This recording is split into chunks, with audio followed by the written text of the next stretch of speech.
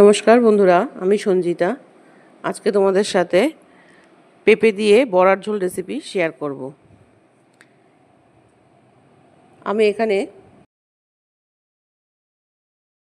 পেঁপে কেটে নিয়েছি, দুটো পেঁপে, কিছুটা মটর ডাল আর একটু ছোলার ডাল মিশিয়ে পেস্ট করে নিয়েছি, আর ছোট ছোট আলু সেদ্ধ করে নিয়েছি। এগুলোকে আমি যখন ভাজবো তখন আমি অর্ধেক করে নেব। আমি ডালটার মধ্যে নুন, হলুদ আর একটু হিং আর কালো জিরা দিয়ে ভালো করে ফেটিয়ে নেব। ফেটিয়ে নিয়ে কড়াইটা বসিয়ে দিয়েছি, তেল দিয়ে দিয়েছি কড়াইতে। তেলটা গরম হতে থাকুক, ততক্ষণে আমি ভালো করে ফেটিয়ে নিই। তেলটা আমার ভালো গরম হয়ে গেছে। এবার আমি বড়াগুলোকে দিয়ে দিচ্ছি, একটু ভালো করে কড়া করে ভেজে নেব। বাচ্চারা সাধারণত পেঁপে খেতে চায় না, তো এইভাবে করলে ওরা পছন্দ করবে, তাই করেছি। এখানে দুটো টমেটো, একটা গোটা পেঁয়াজ আর 4-5টা রসুনের কোয়া মিক্সিতে ভালো করে পেস্ট করে নিয়েছি। কাঁচা লঙ্কা আমার পেস্ট করা আছে। বড়াগুলো ভাজা হয়ে গেছে, বড়াগুলোকে নামিয়ে নিলাম। এরকম কড়া করে ভেজেছি। আলুটাকে মাঝখান দিয়ে অর্ধেক করে নুন আর হলুদ দিয়ে ভালো করে একটু ভেজে নেব।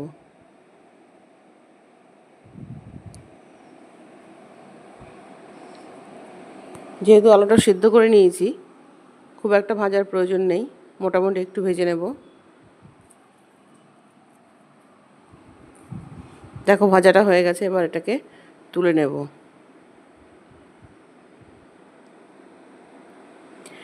ওই তেলের মধ্যেই গোটা গরম মশলা ফোড়ন দিয়ে দেবো, একটা তেজপাতা দিয়ে দিলাম। ফোড়নটা পুড়ে যাওয়ার পর পেঁপেগুলোকে ছেড়ে দেব। পেঁপেটা এভাবে কেটে নিয়েছি, নুন হলুদ দিয়ে ঢাকা দিয়ে ভাজবো, তাতেই পেঁপেটা সেদ্ধ হয়ে যাবে।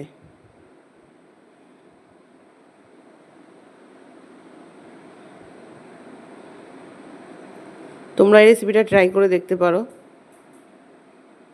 যদি আমার এই রেসিপি ভালো লেগে থাকে তোমাদের, তাহলে চ্যানেলটাকে সাবস্ক্রাইব করে দিও। ঢাকা দিয়ে দিলাম, মাঝে মাঝে একটু ঢাকনা তুলে নেড়ে নেব। এই দেখো এরকমভাবে ভেজেছি, সেদ্ধ হয়ে গেছে পেঁপেটা। আর বাকি যেটুকু আছে সেটুকু মশলার সাথে কষাতে কষাতেই ফুটে যাবে। মশলাটা দিয়ে ভালো করে একটু কষিয়ে নেব। এবার কাঁচা লঙ্কা বাটা দিয়ে দেব, আদা বাটা দিয়ে দেব, জিরে ধনের গুঁড়ো, একটু সামান্য হলুদ আর সামান্য একটু লঙ্কার গুঁড়ো। যেহেতু এটা ঘরোয়া খাবার, তাই আমি এখানে বেশি শুকনো লঙ্কার গুঁড়ো আর তেল খুব একটা ব্যবহার করিনি। এটাতে আরেকটু তেল আর একটু শুকনো লঙ্কার গুঁড়ো দিলে দেখার দিক দিয়ে হয়তো সুন্দর হবে, স্বাস্থ্যের দিক দিয়ে ঠিক নয়, তাই আমি এখানে কম ব্যবহার করেছি।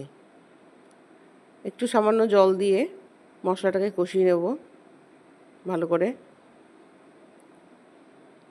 কষানো হয়ে গেছে, এবার আলুগুলোকে দিয়ে দিলাম।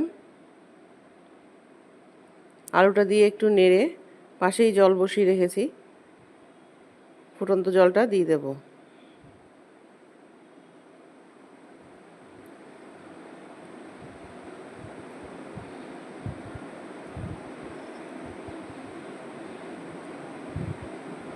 খুব একটা জল দেব না,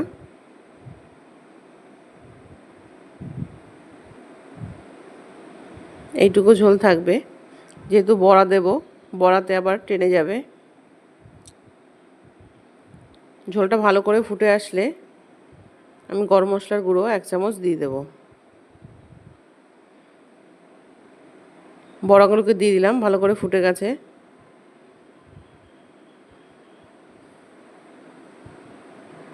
কিছুটা বড়া রেখে দিয়েছি শুকনো ভাজা খাবার জন্য, আর এখানে কিছুটা দিয়েছি। 1 চামচ গরম মশলার গুঁড়ো দিয়ে দিলাম, 1 চামচ ঘি দিয়ে দিলাম। এবার এটা হয়ে গেছে, আমি নামিয়ে নিচ্ছি। তোমরা এই রেসিপিটি একবার বানিয়ে খেয়ে দেখো, আশা করি তোমাদের সকলের খুব ভালো লাগবে। আজকের মতো ভিডিও এখানেই শেষ করছি। টাটা।